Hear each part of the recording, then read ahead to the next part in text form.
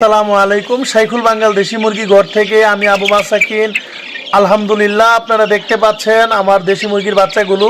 এই বাচ্চাগুলো অতি দুষ্ট হয়ে গেছে। দুষ্ট হওয়ার কারণে আমি মুরগির বাচ্চাগুলোকে আজকে ঠুট ছেঁকা দিয়ে দিব। ঠুট ছেঁকা দেওয়ার কারণটা হচ্ছে এই মুরগির বাচ্চা যখন ঠুকরাঠুকরি করে, যখন একটা বয়স হয় তাদের ঠুটের মধ্যে ঠুকরি করার খুব ইচ্ছে জাগে এবং তারা একটি মুরগির পশম খেয়ে ফেলে। খাওয়ার সময় একটু রক্ত যদি বের হয়ে আসে, তখন এই মুরগিগুলো ওই রক্তের পিপাসু হয়ে বারবার ঠুকাইতে তারা একটা মুরগিকে মৃত্যু পর্যন্ত নিয়ে যায়। তো আল্লাহ রহমতে আপনারা দেখবেন আমি কিভাবে এই ঠোঁট ছেঁকা দেওয়ার মেশিনের মাধ্যমে ঠোঁট ছেঁকা দেই, সেই বিষয়টাই আপনাদের মাঝে এখন তুলে ধরবো ইনশাল্লাহ।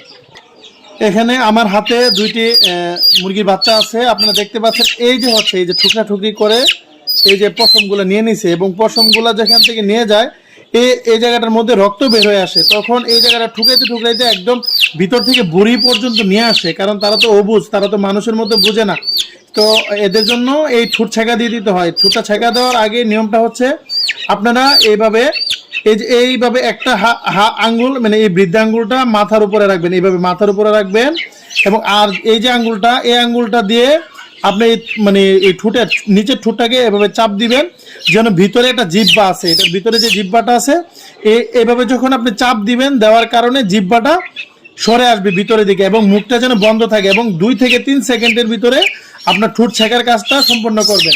প্রথমে আপনি বৃদ্ধাঙ্গুলি দিয়ে এভাবে ধরবেন এবং এই আঙ্গুলটা দিয়ে নিচে চাপ দিয়ে ধরে দুইটা ঠোঁট একদম মিক্স করে এবং মেশিনের মধ্যে 2 থেকে 3 বিসমিল্লাহির রহমানির রহিম এভাবে ছেঁকা দিয়ে দিবেন।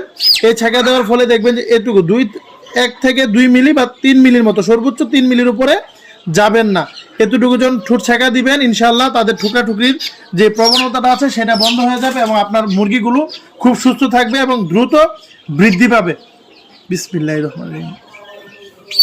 এই যে আমি আপনাদেরকে প্রাথমিকভাবে এই দুইটি মুরগিকে ছেঁক দিয়ে দেখাইলাম।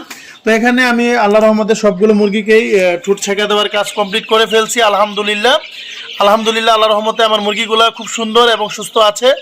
এবং আপনারা ঠোঁট ছেঁকা দেওয়ার কাজটি অবশ্যই একজন দক্ষ লোক দিয়েই করবেন, যেন তেন কোনো লোক দিয়ে করবেন না। যদি যেন তেন কোনো লোক দিয়ে করেন এবং পূর্বে অভিজ্ঞ না থাকে, তাহলে আপনার এই সুন্দর সুস্থ সবল এই মুরগিগুলো আপনার নষ্ট হয়ে যাওয়ার সম্ভাবনা সবচাইতে বেশি, কারণ এটা খুব একটা সেন্সিটিভ বিষয়।